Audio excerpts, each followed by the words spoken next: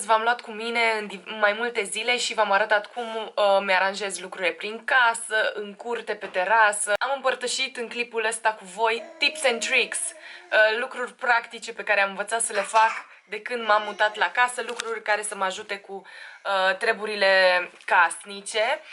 Și da, mi se pare un clip foarte interesant. Eu acum tocmai editez și mi-am dat seama că am filmat în mai multe zile tot felul de secvențe în dorința de a face daily vlog sau un vlog pe o anumită zi, însă au intervenit diverse lucruri și nu am continuat, să zic, o filmare dintr-o singură zi și am făcut o compilație de mai multe clipuri în videoul de astăzi și am inserat toate lucrurile despre care v-am zis. Mi se pare un clip foarte fain, mi s-a părut foarte interesant inclusiv să-l editez, să mă ascult ce povesteam. Noi ne-am pus bradul de Crăciun de la 2 noiembrie, cam așa ceva, și de asta o să vedeți bradul de Crăciun.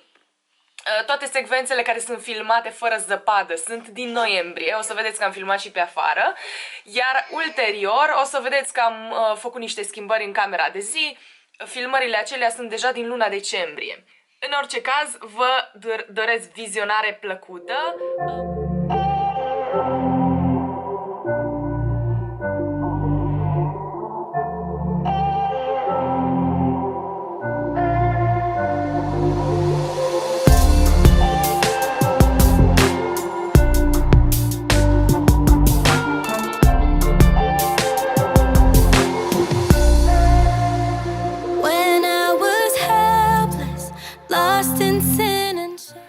În urmă cu câteva zile am măturat și am spălat pe jos terasa, am ridicat covoarele de exterior pentru că deocamdată nu o să le mai pun până la sezonul cald sau dacă o să avem nevoie să facem ceva în sezonul rece o să pun covoarele. Îmi place mai mult cum arată așa mai simplu, fără covoare. Și astăzi ce am făcut, vorbesc puțin mai încet, doarme Marcus, stai să închid ușa.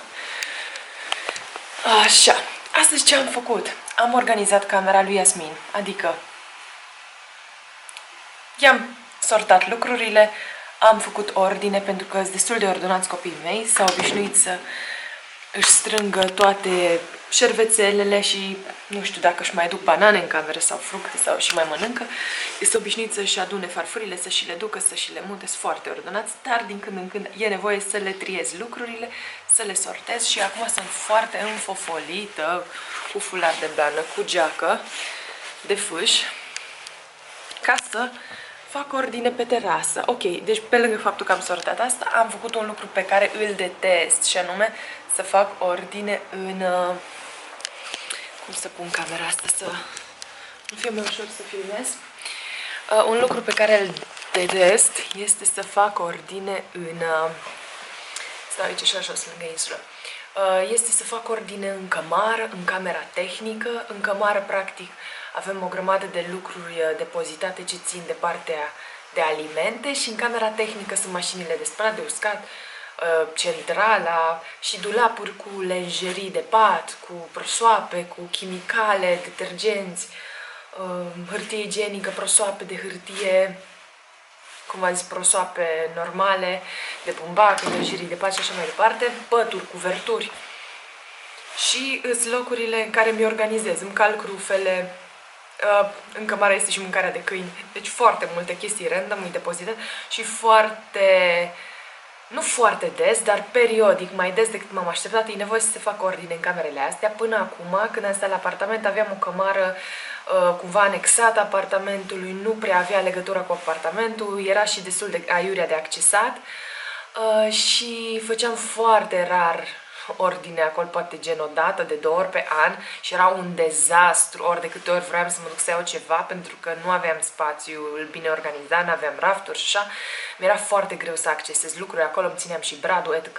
No, aici, în casă, de când ne-am mutat, în camera tehnică și în cămară, trebuie să fac foarte des ordine pentru că e foarte deranjant. Într-una mă duc, al doilea frigider, la frigorifică, sunt în cămară și mereu trebuie să mă duc să iau lucruri și de acolo și e foarte deranjant să fie dezordine.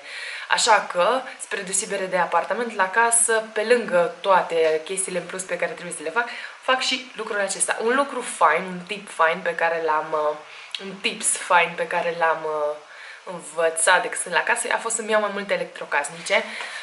Am anticipat că va fi nevoie, dar mă ajută mai mult decât mi-am imaginat să am gen 2 mașini de spălat-vase, 2 frigidere, robot de aspirat și absolut orice chestie care la apartament mi s-ar fi părut inutilă și că mi-ocupă din spațiu și poate că nu sunt așa de eficiente raportat la faptul că mi ocupă loc și costă poate mult. Aici la casă mă ajută enorm.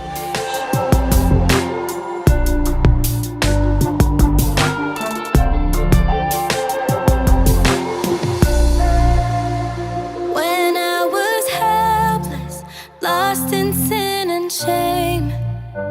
When I was distant, your love still called my name. You give me purpose, I'm alive again. I will live for you.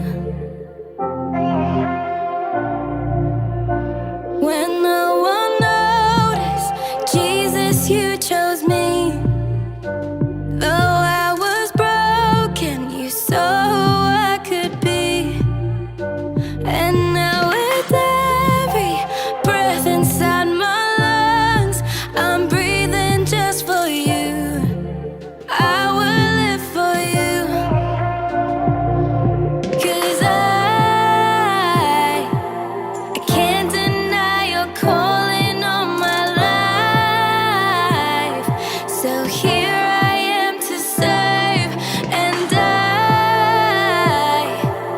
feel your spirit drawing me. I give you all of me. I belong to you. I belong to you. I found my value when I heard the price that your love paid just to ransom back. Ce am făcut? Am mutat masa invers pe terasă, să vă și arăt. Am mutat masa, normal era așa, normal era în felul ăsta și acum am mutat-o așa și am adus leagănul acela aici și trebuie să aduc și pernele pentru leagăn, mă rog, balansoar, și celelalte le-am lăsat acolo pentru că când plimb câinii îmi place să stau pe balansoarul ăla, să stau cu ei pentru că i-am dresat să nu urce pe gazonul artificial și pe pietre și da, îmi place să stau mai aproape de ei acolo. Și aici am adus că ar fi practic să putem sta sub acoperiș. Când ninge, cuvoarele trebuie să le duc și am mutat trambolina copiilor. E acolo, stați că vă arăt. Și am mutat-o mai jos pe terasă și se pare că o pisică din vecină vine și ne calcă masa și trebuie să o curăț din... Și ar trebui să... Și aici am mutat trambolina aia mică și cam asta este. Ok. Și urmează să-mi iau becurile și să schimb la aplicile de pe exterior, să schimb becurile, pentru că mi-am mutat deja de vreo 4-5 luni și câteva becuri s-au ars. Și în astea de aici, de sub acoperiș, am schimbat becurile, însă în cele de după casă mi-a fost lene, frig și na, nu-i comod. Sunt niște chestii care sunt enervant de făcut, dar după ce le faci te bucuri, pentru că e fain confort. Lumină afară seara. Și acum o să-mi caut becurile. Cum să pun telefonul? Îl pun pe luminare. Așa. Și caut că aici am insertarul cu becuri. Și am cumpărat becuri recent. Să-mi leg fularul. Și o să mă duc să schimb becurile. 1, 2, 3, 4, 5, 6. Destul de becuri, că numai la vreo 3 aplici trebuie și la fiecare aplice îți câte 3 becuri. Și apoi vin să termin cu mâncarea. Încă un tips, tot zic tips, încă un tips foarte tare când te muți la casă, îi să realizezi că ai nevoie de unele haine pe care poate altădată nu le-ai fi folosit. De exemplu, cizme de cauciuc. Și nu orice cizme de cauciuc. Cizme de cauciuc din acelea până la gleznă. Prinde foarte bine când trebuie să te duci în capătul terenului și, să zicem, nu ți-e gata amenajată curtea, cum e cazul nostru, și am nevoie să mă duc, nu știu, în capătul curții, prin noroi, cizme de cauciuc. Un alt lucru, geacă de fâș. Deci eu nu prea aveam geci din astea, așa. Aveam câteva, da, așa, Zara și firme din astea, dar de catifia, cu blănițe și așa. Și ori de câte ori vreau să mă îmbrac gros, dar sport, nu cu blană naturală și să fie prea fancy, pentru că, uneori chiar arată caragios să porți blană naturală, dar nu neapărat asta m-ar fi deranjat, dar blănurile naturale pe care le am, unele să fie puțin prea scurte, altele prea lungi și nu sunt tare practice dacă mă duc să le dau mâncare la câini. Sau dacă fac ceva prin curte, chiar e mult mai comod să ai o geacă de fâș care e groasă și de multe ori, chiar dacă arăta caragios, purtam blănuri, pentru că blănurile naturale sunt cele mai călduroase haine pe care le-am purtat vreodată. Fie că sunt de piele întoarsă și cu blană naturală pe interior sau cu blană naturală pe exterior, sunt cele mai călduroase haine, așa că e chiar o investiție bună dacă vă alegeți să vă cumpărați blănuri naturale. Și am căutat și recent am reușit să-mi găsesc o geacă de fâș cu umplutură de pene naturale, pene și puf de rață, 100% umplutură. Și da, sunt foarte încântată că este caldă, geaca plăcută și practică și este așa destul de lungă, până aproape la genunchi. Cam asta este. Și da, sunt chestii pe care înveți să le apreciezi și să le cauți numai după ce te muți la casă. Da, așa că și șlapi mari. Și șlapi mari, așa, ca să ieși afară din casă. Dacă vrei să te încalți repede, șlapi mai mari ca să fie bun la diferite mărimi de picioare. Șlapi de exterior, da. Astea sunt chestii practice pentru la casă, la care nu m-am gândit până nu m-am mutat aici. Though I was broken, you saw I could be. And now with every breath inside my lungs, I'm breathing just for you. I will live for you. 'Cause I can't deny you're calling on my life. So here I am to serve, and I feel your spirit drawing me. I give you all of me. I belong to you. I belong to you. I found my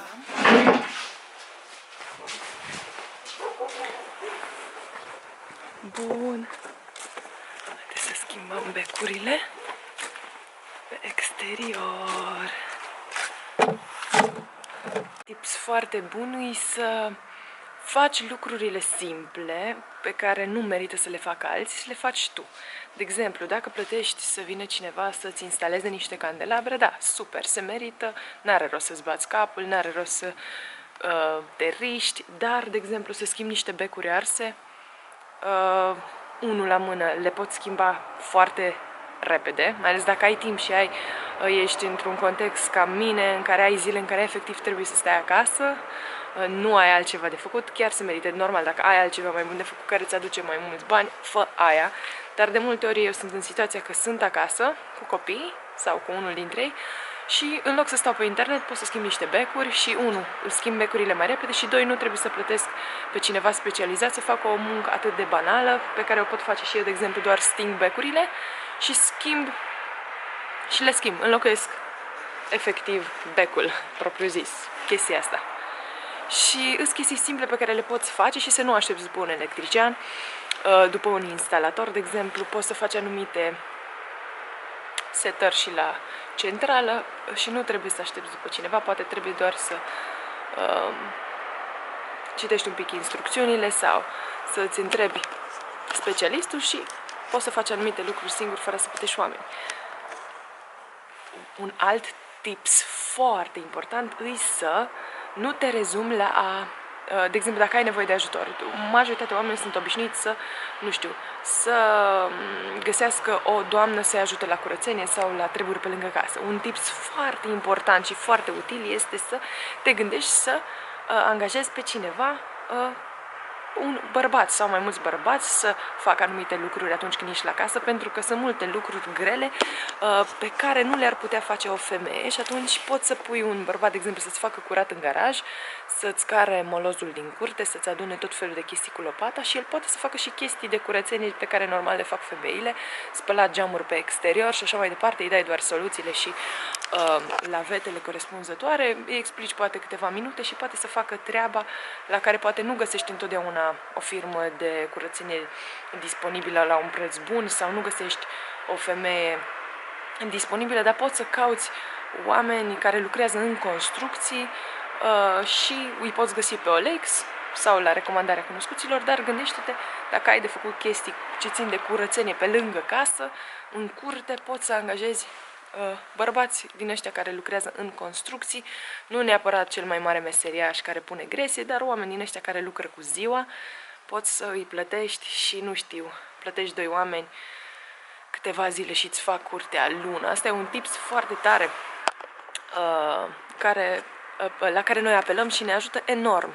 Că am constatat chestiile astea după ce ne-am mutat la casă. Foarte tare.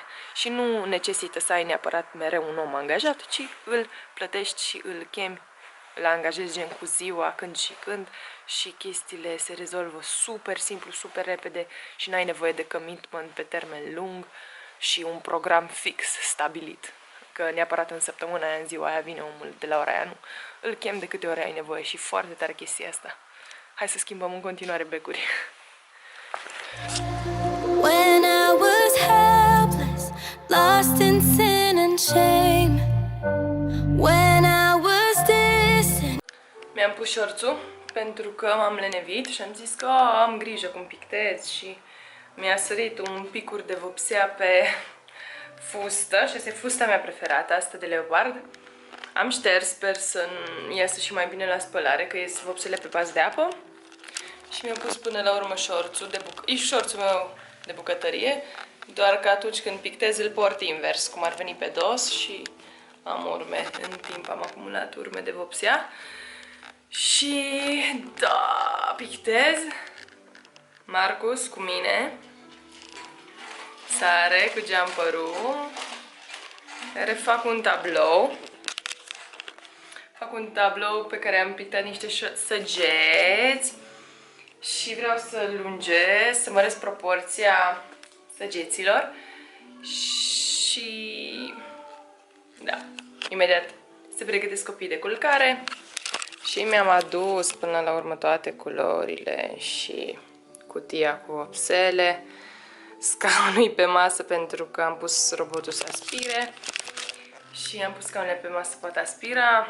Restul scaunelor și-au dat jos ceilalți copii, doar unul a mai rămas sus. Aici o fază a unui tablou se usucă și deja celelalte pe care le-am mai retușat le-am agățat la loc pe perete să se usuce până dau următorul strat.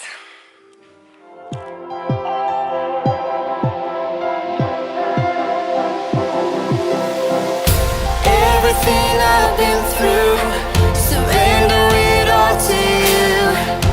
All that I am belongs to Jesus. All of my heart and soul, and all that my future holds. You. Deci ăsta e un platou, normal nu mănânc pe farfurie așa mare, dar tocmai am spălat platoul ăsta și am zis hai să-mi fac aici și să mănânc de 2 ori, probabil o să mănânc din chestia asta, poate de 3 ori, dar sper să termin la prânz, jumătate și un pic de șuncă de aici. De fapt am vrut să mănânc șuncă din asta cu ceapă și am zis hai să îmi fac o salată de roșii și ceapă mai bine și să mănânc cu ușoare urme din astea și am zis că mănânc și un cârnăcior din asta. Am făcut niște cârnăciori la cuptor și am zis că mănânc și unul din ăla. Aici sunt 2 ouă tăiate felii și pun niște feliuțe din astea de șuncă. Ăsta e paharul, e un pahar mare de cafea, nu știu dacă vă dați seama. Ăla e un pahar mai mic. Ăsta e un pahar mare, deci farfuria asta e imensă. Ok. Pe Marcus, am scos bradul, pe Marcus l-am pus acolo în jumperul pentru că se plictisea deja și își dădea peste picioare cu o scăriță. Acolo e un tablou pe care urmează să-l pictez. Foarte random. În casă se aude muzică. E playlistul de Crăciun, playlistul meu preferat. Și copiii cei mari. Copiii cei mari sunt la grădiniță, sunt doar cu Marcus și imediat ne pregătim de somnul lui Marcus. Adică eu mă pregătesc să-mi termin treaba ca să-l pun pe el la somn și apoi să fac alte lucruri, să le continui. Și am zis să vă iau cu mine astăzi și probabil o să vă iau în mai multe zile. Depinde cât de des o să-mi amintesc să scot telefonul. When you know what you value, you can decide ahead of time. Whenever I face this situation in the future, I've already pre-decided based on God's word and the